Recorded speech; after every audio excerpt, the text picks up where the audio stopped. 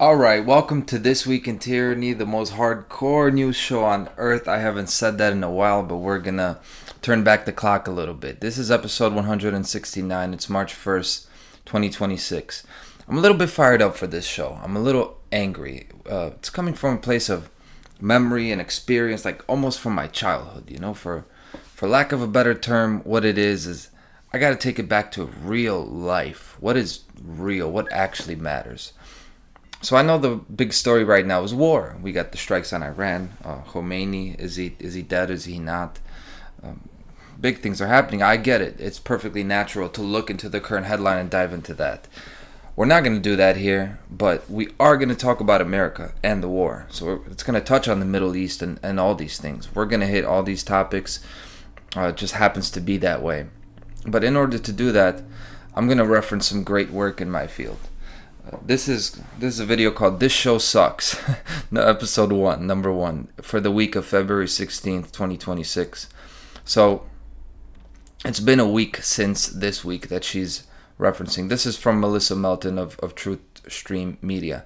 Melissa Melton did her thing on this one, and as we view it together, which we're gonna do, I have zero criticism for her. It's not anything that I am gonna critique about this video. We're going to see half of it. We're not going to see the whole thing, but you should see the whole thing. But I have a lot to add. I do have a lot to add to this, and ultimately it's a different direction that I want to take us in. I like to take things in like a panorama causal context. I report the story, then just leave the story, take it way outside, and zoom in to see the entire world, the entire context, and then zoom right back in, not to the story, but to you and me. You who are getting this through your computer screen or your phone, it's about what you can actually do about it, not just consuming media. It's not about hypotheticals or abstractions. It's how you can increase your quality of life and then how you can make the world a better place. That's what it's about. It's about the individual and his or her environment working to enrich the other. So here we go. I'm going to give it up to Melissa Melton and pause it when I need to. When a competent observer looks for signs of despotism in a community, he looks beyond fine words and noble phrases.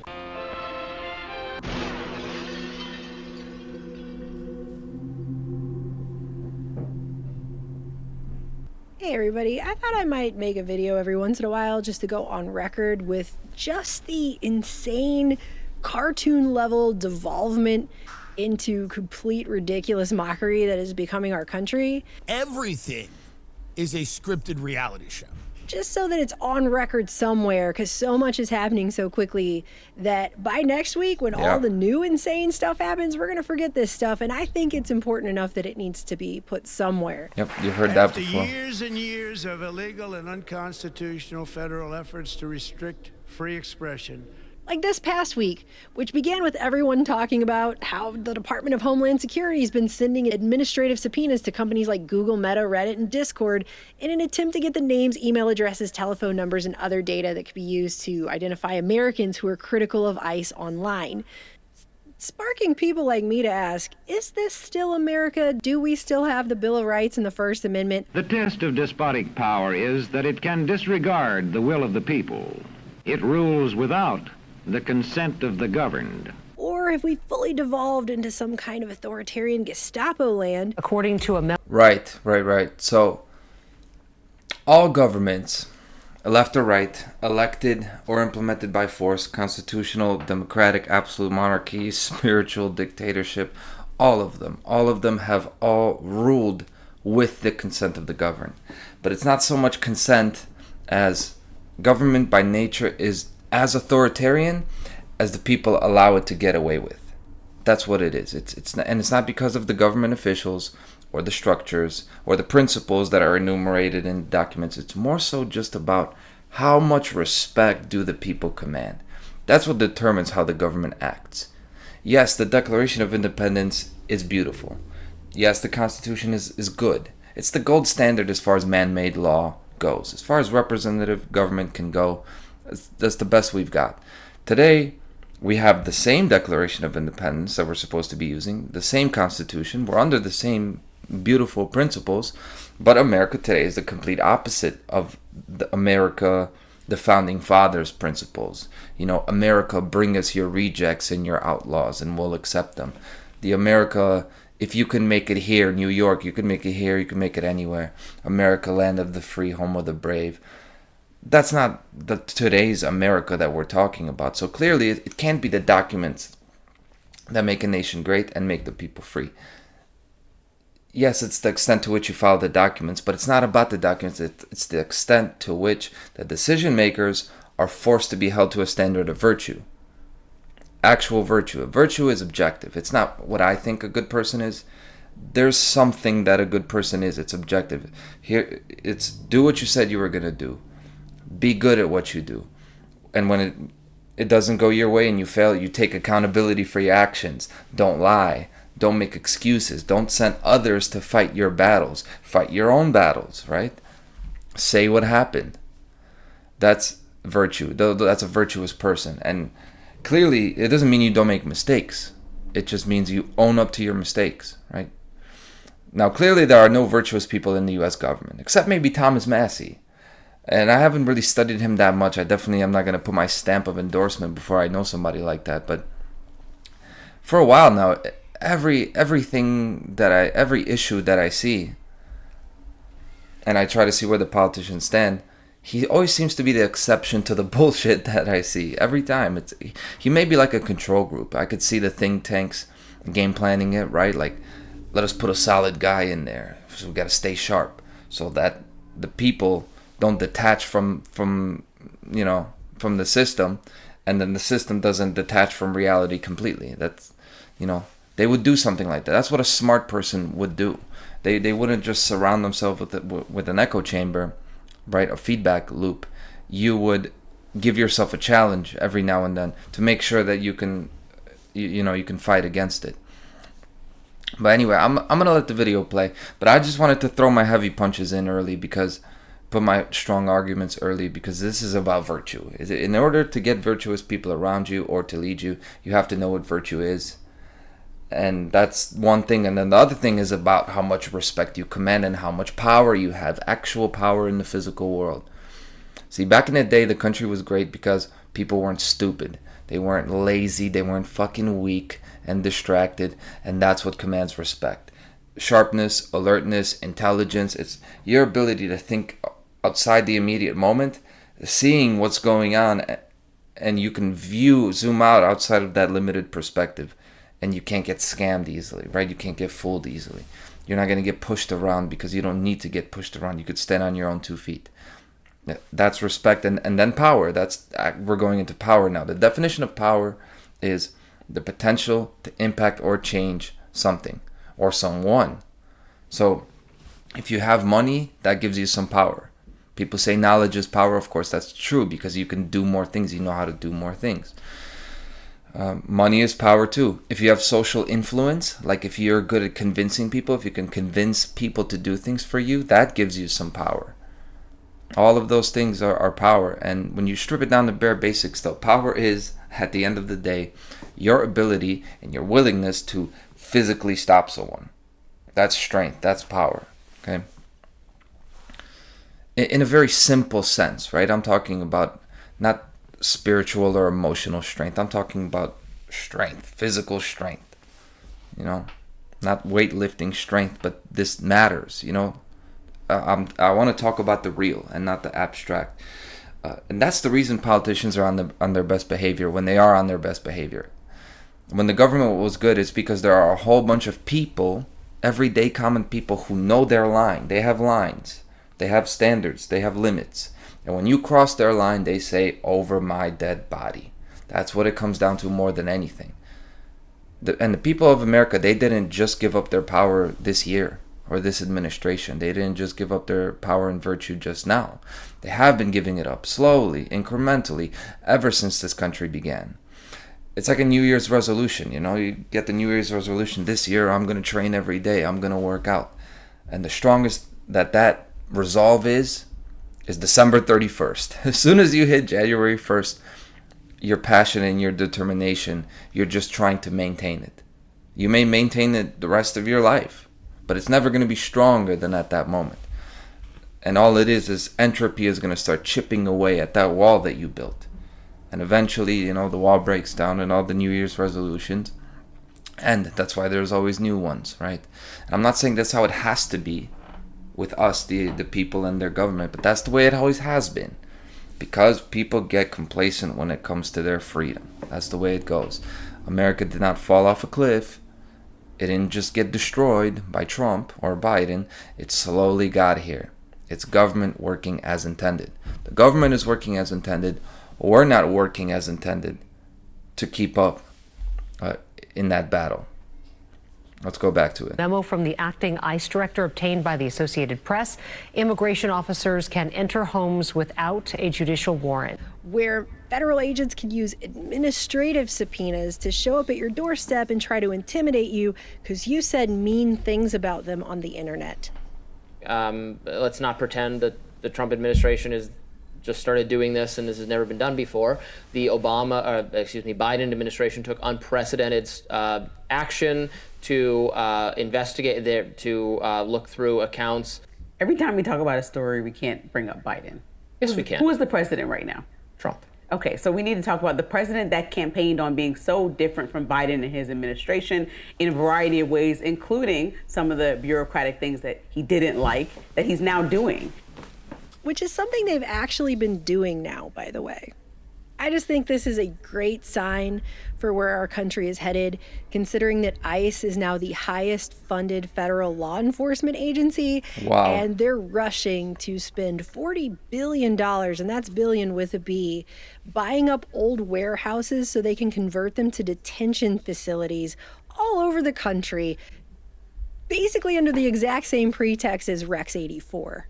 I was particularly concerned, Mr. Chairman, because I read in Miami papers and several others that there had been a plan developed by that same agency, a contingency plan in the event of emergency that would suspend the American Constitution, and I was deeply concerned about it.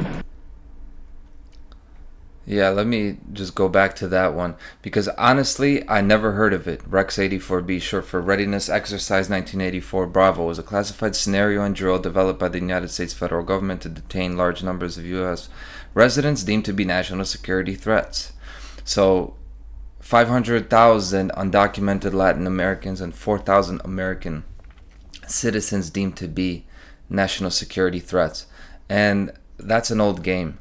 That's an old game, using the label of immigrant to get away with bullying the population. That's what it is. They're bullying the population. They had this in 1984. This is, 25 years later? This is this 50 years later? Wow, 45, 50 years later. In the real world of virtue and power, there's no such thing as a citizen or immigrant. These are labels. These are labels that don't actually apply to real people. Okay? They don't apply to real living humans. These are labels that apply to materials and resources, like made in China, shit like that. That's when it matters what country you come from. In real life, there's no such thing as a legal or illegal person.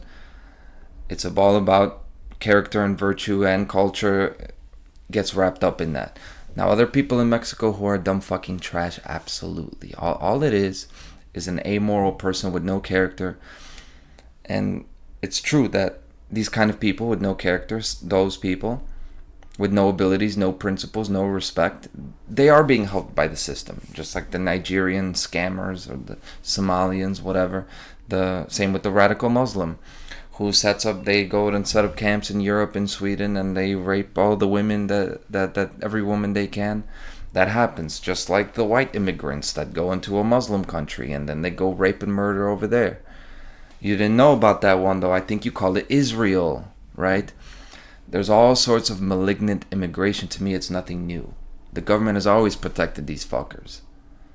How did Epstein and the boys get away with it for so long? How did the Boy Scout leaders and the priests get away with it for so long? The religious leaders, all the pedophile priests, and I don't mean just Catholics, because they're in every culture. The spiritual gurus in India, they rape people in the street as well. They Bring in the shit bags. The government brings in the shit bags, and then they make sure that you hear about them. That's how a guy like Trump gets in power, because he says, I'm going to get rid of the shit bags. I'm going to stop bringing them in. But the method of action that he offers to stop the shit bags, it doesn't just hurt them. It hurts you as well.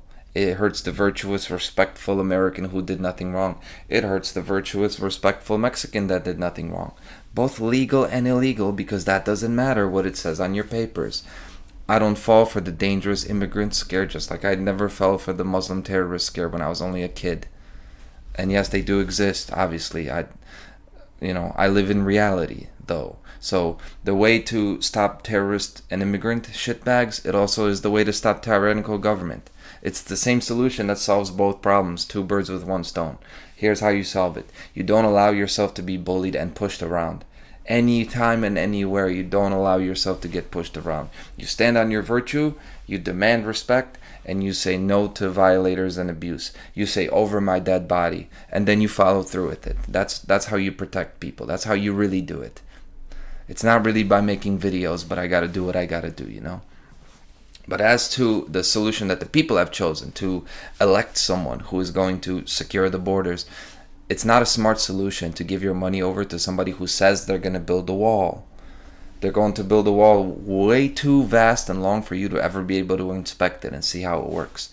Or a protocol. They're going to say they're going to implement a protocol whose efficacy you'll never be able to verify. If it's untestable, you can throw it out. You have to be able to test it. You have to be ready to. You have to be able to check it. You have to be able to question it.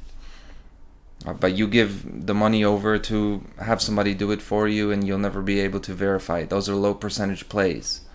I'm not saying it could never work. I'm saying it won't work because it's low percentage. There's a percentage with it. You can play the odds. The high percentage play is I start with my house, my immediate environment. I enforce that. I stay ready to enforce my standards of virtue and respect. So if I'm on a bus and somebody looks shady, I'm ready to go.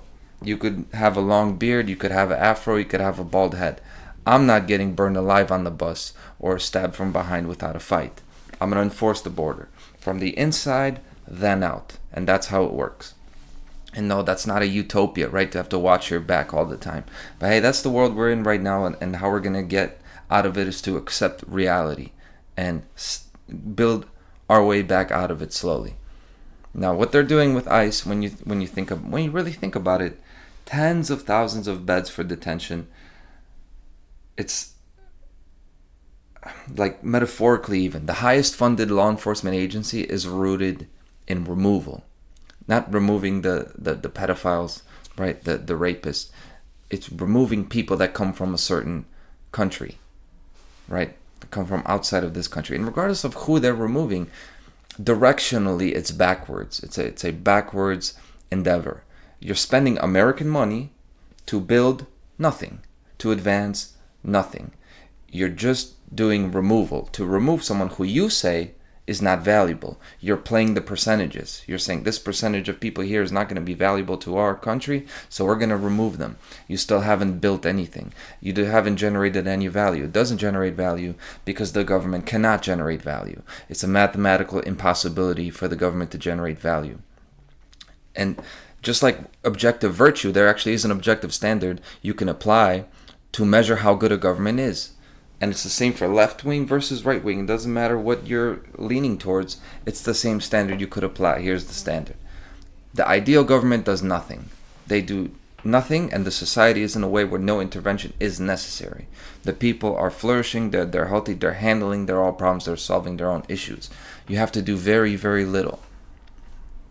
Basically just protect the borders.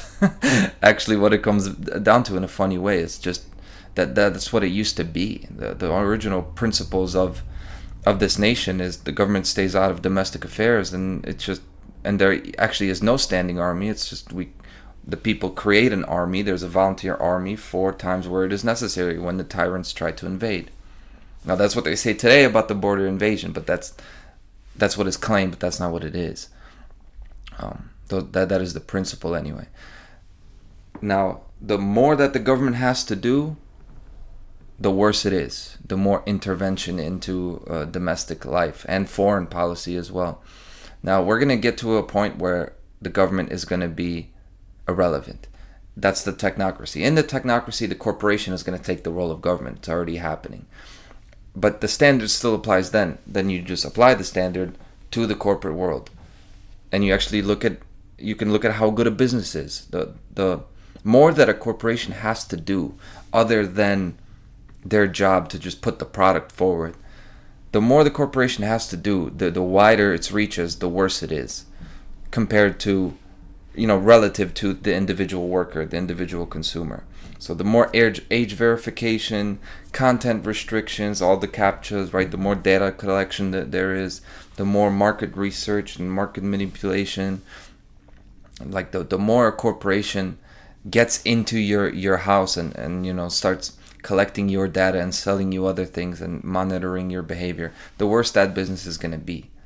The way the printers are now, they're trying to make, HP is trying to make the damn ink not be able to work unless you get their licensed ink, and a subscription model for everything. The subscription model is going to be, is the worst thing about business. The idea that you don't actually own anything,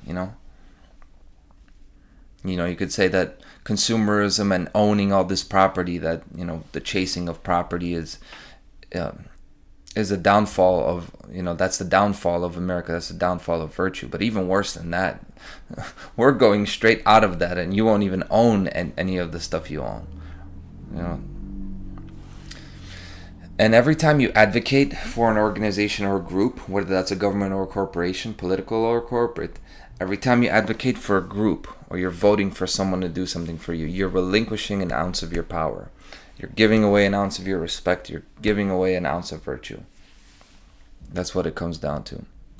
Let's go back to Melissa. I was deeply concerned about it.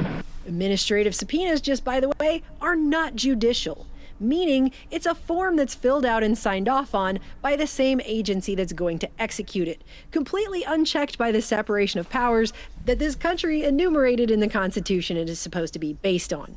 I mean, that's super fun for an agency that isn't even in the Constitution, right? That's We're super joining fun. forces to defeat government corruption. On February 19th, President Trump convened a meeting of his newly formed Board of Peace, which he created and named himself chairman for life of, and on whose executive board sits his son-in-law, Jared Kushner. A lot of these people are volunteers. They're doing this not for any personal gain. People are not personally profiting from this. And then he announced that the U.S. government would be making a $10 billion contribution to his newly formed Board of Peace, which he created and named himself chairman for life of. I want to let you know that the United States is going to make a contribution of $10 billion to the Board of Peace.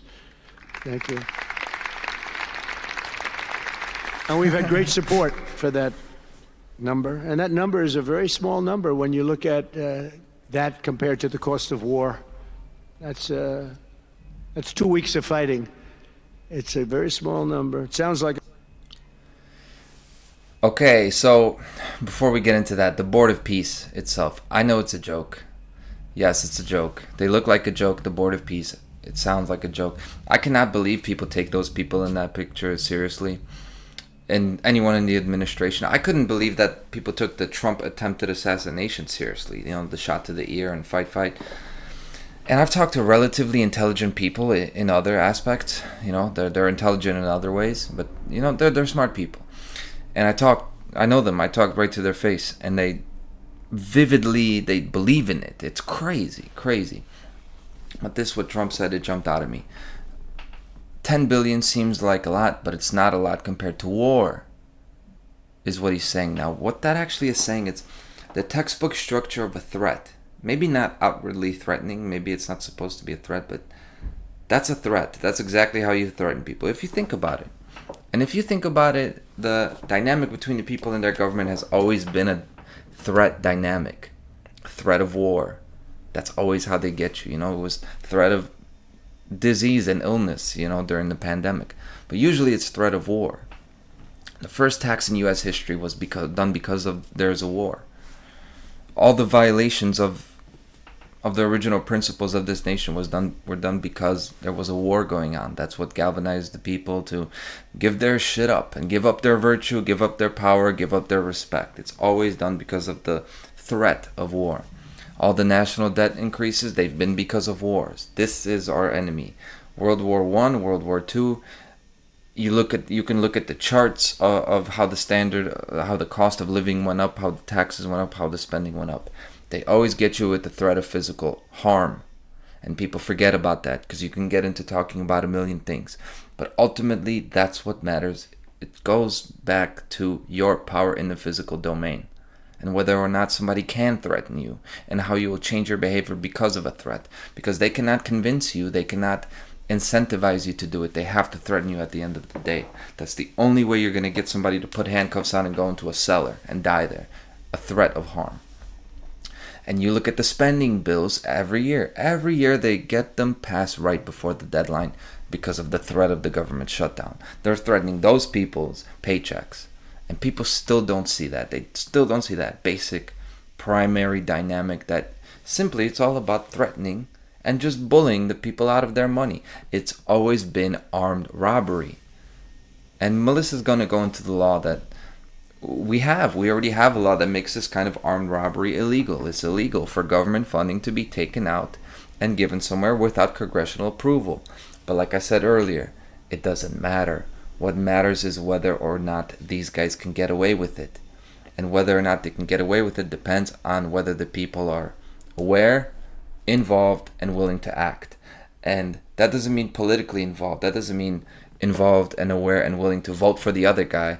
It means whether or not you're going to pay taxes. It means whether or not you're going to continue to comply with the armed robbery. That's all it is. Because if this would have happened 10 years ago, what's going on today, some people would have stopped paying their taxes just 10 years ago. And some of them would have even opposed the government in other ways, maybe. And how do I know that?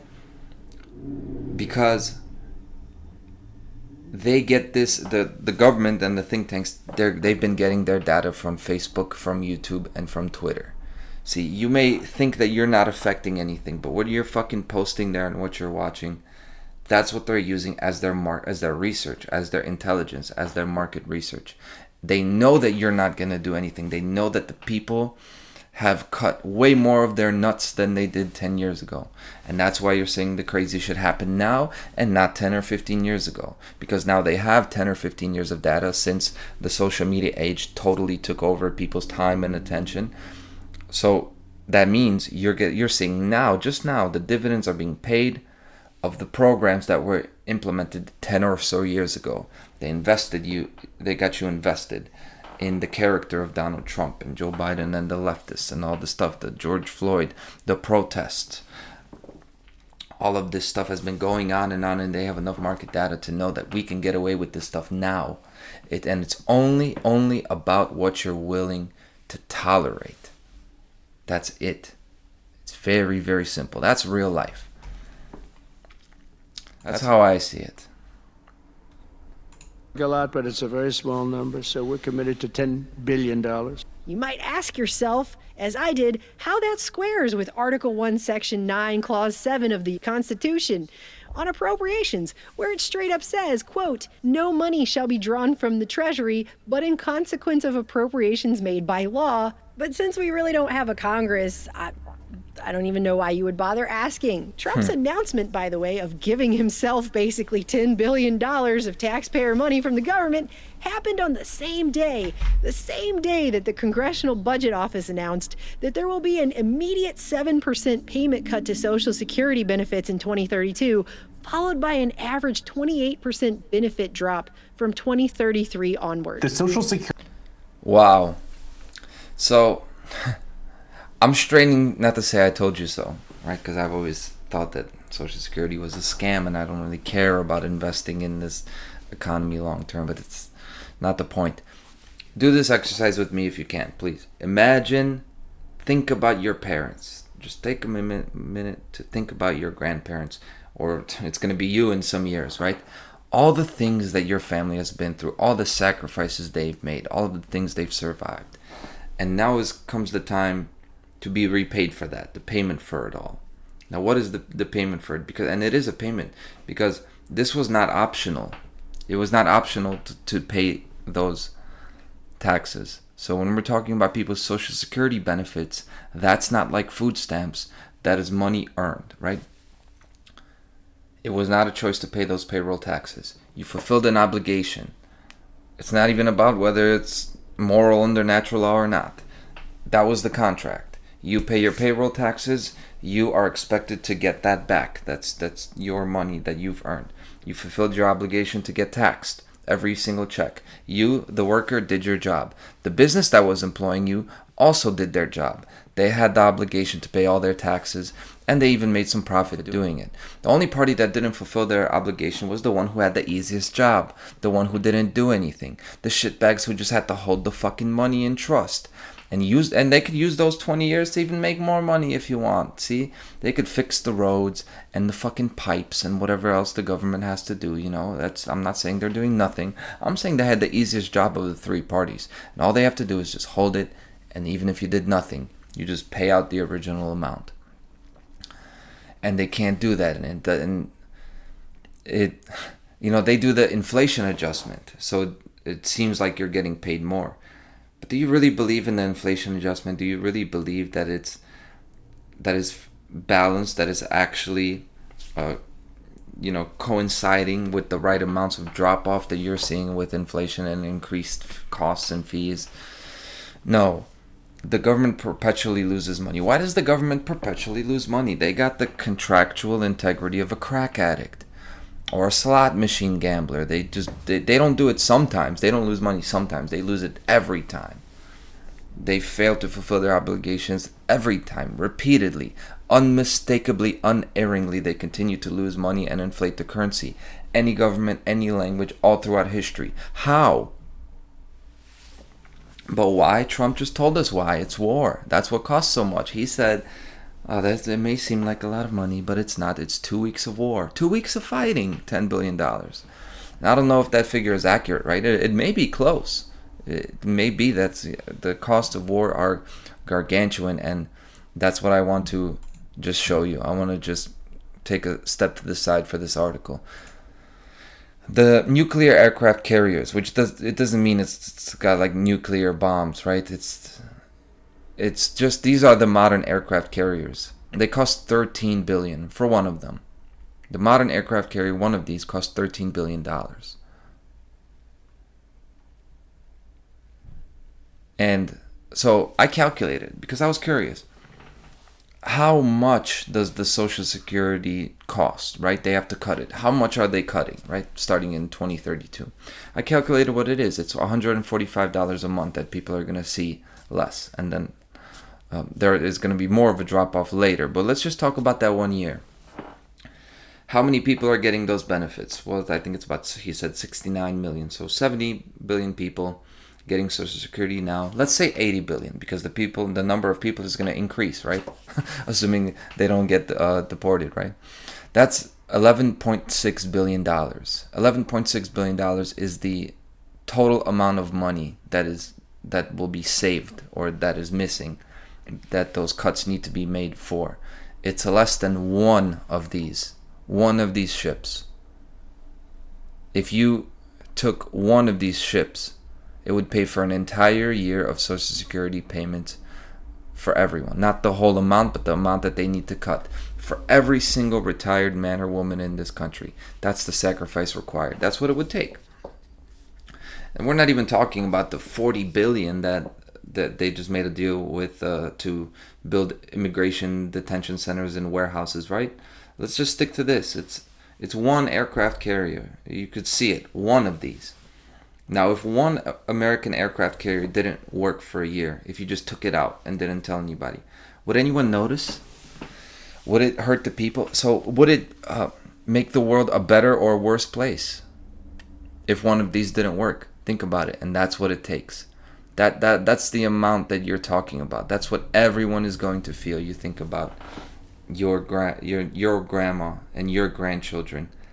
That's what it would take. One. And that's not big pharma, that's not big corporations, that's not AI or all of this other stuff that you can't physically look at. You could see it. It takes one of these. We don't have to extend our reach to, everybody, all of the all of the shitbags in the world, all of the billionaires, all of the greedy people. It's just one government ship. Remember, it comes back to the U.S. military and the U.S. government and their military specifically. That's where you start, because it is about physical force. And I'm going to end it there. I recommend that you see this video. Where is it? This video, and Truth Stream Media, who's like a 15-year veteran in the alternative media. She's great. Now, for everyone else in the alternative media who isn't Melissa Melton or Ryan Christian or High Impact Vlogs or Derek Bros, Jeff Berwick, I know I'm missing someone, but all the other big channels, they're essentially just looking for content. They're paper pushers. There's a whole lot of paper pushers in the alternative media that I don't have respect for. They're the middle management of alternative media. It sounds bitter. I don't care. That's the reality, right? The people who deserve the most attention, who deserve the most, like Melissa Melton, they get overshadowed by these people who just push out fucking content and they don't really have something to say. It's like they have to say something instead of having something to say. And that's how I feel about that. The people who are most successful in my field, that's how they are. But back to conclude the topic of this episode, which was about power. It was about virtue, and those two things being the factors that determine what kind of a government the people get and how that government behaves. We talked about that. We talked about the threat of war, the basic threat of war and how it relates to money, the dynamic between a government and their people being armed robbery. I hope I've explained that well. I hope I've demonstrated the parasitic nature of that relationship of the government toward their people. It's a one-way relationship, and that's just it. It's not just a political phenomenon. We do this on an individual level. People do stay in parasitic relationships with people who just take from them and they don't give. Toxic relationships with alcohol, with food, all sorts of habits, yes. And I'm no saint. I sink into parasitic relationships too sometimes. But why do we do so? We do this. We all do this. Why do people do it? We do this basically because of low self-worth, because of internal contradiction, as in, I want a certain thing, but in order to get what I want, I have to give something else up. They can't both happen at the same time. It's very simple. It comes down to that. And we just don't make the decision. We don't make the decision. It's not about right one or wrong one. You just don't make the decision. You just stay in limbo. That's what we do. And also, it's because we don't take risks. Because there is a risk to breaking a parasitic relationship. You don't just get the reward. It doesn't feel good to do. There's a risk with it. The risk to severing any parasitic or toxic relationship is going to be that you're going to have to find a new one, or you're going to have to be alone. You're going to be left without a substitute. That's the risk. So it takes courage, it takes confidence, it takes grace, self-respect, all those qualities. And all those qualities are what creates a virtuous character, which is what really matters in life. It's very practical, physical, simple, plain, not woo-woo, not pie in the sky, not airy-fairy. It's very simple what is important and how to get your power and respect back. You start with those qualities, with the courage, with the confidence, virtues, you do what you say you're going to do. You work on the habits to make sure that you're not a goddamn liar. Okay, and when you find yourself to be a goddamn liar, you take that time to really sit there with yourself and actually change it. Have the will, take the risks necessary to make sure that next time you don't end up being this fat, lazy piece of shit liar, because that's not who you want to be. If that's not who you want to be. You start there. You start with the qualities, you start with the virtues, and once you combine the courage and the confidence with living in a virtuous way, getting that going, that's when the power comes. That's the right way to do it anyway, right? And that's it. I hope you enjoyed. Thank you so much for joining me for this week in Tyranny. I will see you next week. Bye.